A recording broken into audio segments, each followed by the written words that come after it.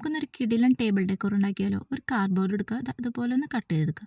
Cardboard ആയ കാരണം നമുക്കൊരു പേപ്പർ വെച്ച് കവർ ചെയ്യാം. നിങ്ങൾക്ക് വേണമെങ്കിൽ കളർ പേപ്പറോ ചാർട്ടോ യൂസ് ചെയ്യാം കേട്ടോ. അതാകുമ്പോൾ നമുക്ക് പെയിൻറ്റിങ്ങിൽ നിന്ന് സ്കിപ്പ് ചെയ്യാൻ പറ്റും. ഞാൻ ഇത് ഈ ഒരു പേപ്പർ വെച്ചിട്ടാണ് കേട്ടോ കവർ ചെയ്തെടുക്കുന്നത്. ഇതൊന്ന് ഒട്ടിച്ചു കൊടുക്കാനായിട്ട് കാർഡ്ബോർഡിൻ്റെ ഇതുപോലത്തെ 2 പീസ് ഞാനൊന്ന് എടുക്കുന്നുണ്ടേ. ഇതിന് ചുറ്റും നമുക്ക് മാസ്കിംഗ് ടേപ്പ് വെച്ചൊന്ന് ഒട്ടിച്ചെടുക്കാം കേട്ടോ. അതാകുമ്പോൾ വൃത്തികേടൊക്കെ ഒന്ന് മറിഞ്ഞിരിക്കും. ഇനി നമുക്ക് വേണ്ടത് ഇതുപോലെ ഒരു സർക്കിൾ ഷേപ്പിൽ ഒരു ചെറിയ കാർഡ്ബോർഡിൻ്റെ പീസാണ് കേട്ടോ. ഇതിന് ഞാൻ മാസ്കിംഗ് ടേപ്പ് വെച്ച് ചുറ്റിയെടുത്തിട്ടുണ്ട്. ഇനി നമുക്ക് അതിൻ്റെ സെൻറ്ററിലായിട്ട് ഒരു ചെറിയൊരു ഹോൾ ഇട്ട് കൊടുക്കാം.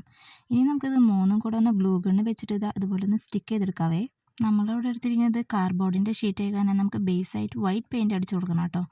നേരത്തെ പറഞ്ഞതുപോലെ കളർ പേപ്പറോ കളർ ചാർട്ടോ യൂസ് ചെയ്തവർക്ക് ഈ ഭാഗം സ്കിപ്പ് ചെയ്യാൻ പറ്റും. ഇനി ഇതിൻ്റെ മുകളിലായിട്ട് യെല്ലോ പേസ്റ്റൽ ഷെയ്ഡാണ് കേട്ടോ ഞാൻ അടിച്ചു കൊടുക്കുന്നത്. അങ്ങനെ മൊത്തത്തിൽ ഞാൻ ഒരു മഞ്ഞ പെയിൻറ്റിൽ മുക്കിയെടുത്തിട്ടുണ്ട് കേട്ടോ. ഇതാണ് കേട്ടോ നമ്മുടെ ടെസ്റ്റ് ട്യൂബ്, നമ്മുടെ സ്വന്തം ബബിൾ സ്റ്റിക്ക്. ഇതാകുമ്പോൾ താഴെ വീണ് പൊട്ടോ എന്നുള്ള പേടി വേണ്ട. നമുക്കിതിൻ്റെ ക്യാപ്പിൻ്റെ ഭാഗം ഒന്ന് ഊരി മാറ്റാം കേട്ടോ. ഇനി നമുക്കിതിൻ്റെ മുകൾ ഭാഗം കുറച്ചൊന്ന് കട്ട് ചെയ്ത് കൊടുക്കാം. എന്ന് വെച്ചിട്ടുണ്ടെങ്കിൽ നമുക്ക് കുറച്ച് ഒറിജിനാലിറ്റി തോന്നാൻ വേണ്ടിയിട്ടാണ് കേട്ടോ.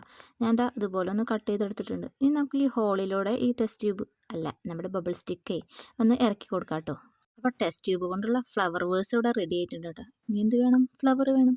ഞാൻ ടിഷ്യൂവിൻ്റെ 2 ഫ്ലവറാണ് കേട്ടോ ഇതിലിട്ട് കൊടുക്കുന്നത്. വീഡിയോ ഇഷ്ടപ്പെട്ടാൽ ലൈക്ക് ചെയ്യാനും സബ്സ്ക്രൈബ് ചെയ്യാനും മറക്കല്ലേ.